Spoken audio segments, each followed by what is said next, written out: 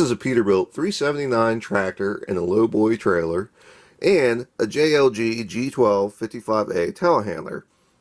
They were made by New Ray and an unnamed manufacturer in 1/32 scale. Now this is number 4 in the United Rentals Collector Series. Basically, they put out a toy every year at Christmas, and this was the 4th one that they did. And it was around 2006. It might have been 2007, but I think it was 2006 that they did this. And this is where it all changed for United Rentals, because the other 3 that they had done, they were neat. You know, it was the same truck, and they had maybe like a JCB rubber tire loader. It wasn't great, but this was the one where it was, not that the other ones weren't affordable, but this was like 50 or 60 bucks. They gave them out all over town. Guys would, put them on the shelves in their office, and the other guys would come in and say, wow, that's pretty cool, I want to get one too, and they would go to United Rentals to get one. And they made a lot more because I guess they thought it would be popular, but it was really popular. They had such a demand for this set that basically the next 14 years, they got serious. Yeah, they went away from the New Ray trucks, which aren't great. These are toys. They're toys for kids. But they went towards the first gear stuff, which is a lot better. And they moved away from getting models that were already made and just basically getting them branded for United Rentals to, I don't know if they actually commission their own stuff now, but there are models that you can only get in the United Rentals sets. And it all comes back to this set. That's the reason why. Not that the other 3 sets weren't okay. They were decent, but the reason why they make what they make now is because of this one in 2006. Now, the truck and trailer itself is not great. It's definitely a toy. It's made for kids. Like I said, it's made by New Ray. New Ray makes toys. It's mostly plastic. The cab itself is die-cast, but the rest of it's plastic. The trailer is a no-name trailer. It's got a fixed neck, and it does have a pair of little ramps inside this crate up here, toolbox, whatever you want to call it. But I'm not really sure why, because you can't side load the trailer with anything. You can't take the neck off. You can't. They're not big enough to run up the back. It's not made to run up the back anyway. I don't know, but they're there. So the trailer, like I said, it's plastic. It's not great. It is labeled for United Rentals, like it's one of their Lowboys, which is, it fits the set. The tractor itself is better. It looks decent sitting on the shelf. It's really not bad for what it is. And like I said, it is a toy, and it's important to keep that in mind. There's, minimal detail. The doors half open up, sort of. But you keep in mind it's a toy. It's not so bad.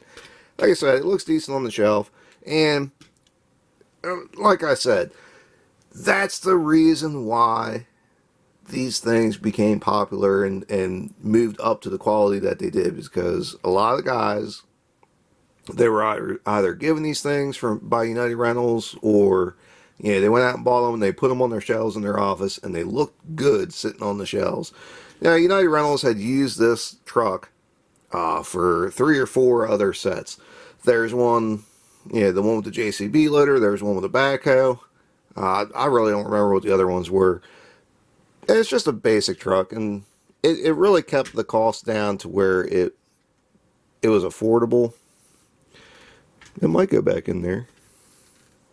There we go. And that was the big thing. It was a nice set, but it was cheap. And certainly cheap by today's standards. So now we'll get into the star of the show. So up until the time that this was made, there really only been 2 other telehandler models that had been made. Ertl made a couple, but they weren't great. The other 2 that had been out were from Hiram, and they made a Great All, I think it was a Great All 944 and a Skytrack 154. And those were great models. They were a little bit fragile, but they were really nice. They had the finer details to them. They didn't have any hydraulic lines or anything like that, but they had, like I said, just finer details. Like the inside the cab here, you had the load chart, you know, printed on the side of the side of the cab, which is really cool. But anyway, they were kind of expensive. And also around this time, JLG had finished a couple acquisitions of other companies. So they had Law, they had Great All, they had Skytrack, all under the JLG family name. And JLG, if you don't know, stands for John L. Grove of Grove Crane. But that's another story. So what they did was they decided to make a model basically to kind of show off this giant family that JLG now was. And you can kind of see underneath it just says JLG Industries. It doesn't have a manufacturer. So they put out one Great All, one Law, one Skytrack, and they put this JLG out, the G12, but they also made a smaller one. I can't remember the model name, but it's one of the small telehandlers. It's okay. Now, the nice thing about these is just that when they originally came out, they were really affordable. They were like somewhere $30, $40, $50, somewhere in that range, which was really nice for what you got. The amount of finer details is pretty darn good. It's not great. I mean, it's not perfect, but it is really nice. You know, you got some pretty decent cab detail. You got the steering underneath. You spin around, you can see the valve block underneath the boom and some hydraulic lines in there. And it really is pretty nice. The hood over here doesn't open up over top of the motor, but that's okay. The paint and decals are really pretty good, especially with the United Rentals stuff. You do have a little bit of glue smudge right there, but that's probably the only time I've seen something like that on any of these models. And I've bought and sold quite a few of them. Every once in a while, you do run into some problems where they rattle around in the box a little bit. The packaging probably could have been a little bit better, but that's few and far between. And to be honest, most of the time you can fix it with super glue. And it usually tends to hold pretty well. So this does have 3 sections that it'll telescope out. And you only have one that actually has a cylinder. But it will actually hold itself in place. It is kind of delicate, and it doesn't take much for it to drop. But it will hold itself in place, and you can leave it set up in a couple different poses.